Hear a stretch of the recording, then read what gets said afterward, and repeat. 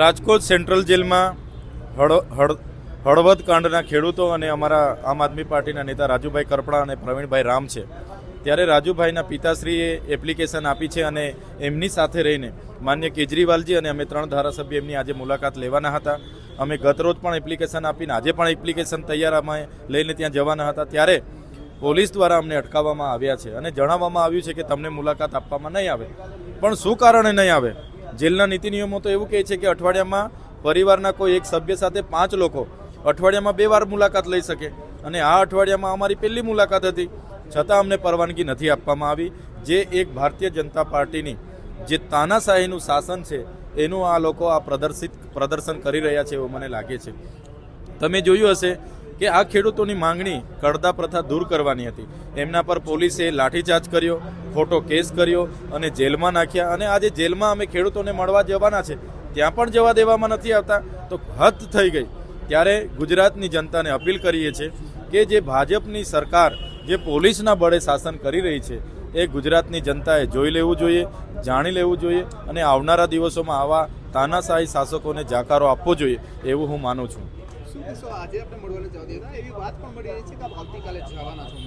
આજે એમણે ના પાડી છતાં અમે નીકળવાના હતા. અમારી ગાડીઓ પણ અહીંયા મૂકી દીધી. પણ એસપી સાહેબ એમના પોલીસ અધિકારીઓ દ્વારા જણાવવામાં આવ્યું કે તમને બજારમાં પણ અટક કરીને અમારે અટકાયતમાં લેવા પડશે. વિચાર કરો તમે, જેલ વિભાગના નીતિ નિયમ પ્રમાણે ઓફિશિયલી મુલાકાત લેવા જવા માટે પણ એસપી અને એમના પોલીસ દ્વારા અમને અટક કરી લેવાની ધમકીઓ મળે છે. અમારા રાષ્ટ્રીય કન્વીનરને અટક કરવાની વાત કરવામાં આવે છે. એટલે ક્યાંક ને ક્યાંક આ પોલીસ અધિકારીઓ પર ભાજપના મોટા નેતાનું દબાણ હશે, જેથી અમને જેલમાં મુલાકાત કરવા દેવામાં નથી આવતા એવું લાગે છે. અને અમે જોઈએ છીએ પાછલા બપોરે શું થાય છે. અમે ખેડૂતોને મળવા માટે આગ્રહ રાખ્યા છે. કેજરીવાલ સાહેબે તો હજુ જોઈએ છે પાછલા બપોરે મુલાકાત આપે છે કે કેમ, અને પછી આગળ વધીશું. એનું કારણ એ જ છે, પહેલા તો હું રાજલ ગઢવી, આમ આદમી પાર્ટી મહિલા પ્રમુખ, હું એટલું જ જનતાને કહેવા માંગીશ કે કેજરીવાલજી અહીંયા ખેડૂતની જે વેદના છે એની માટે મળવા આવવાના હતા.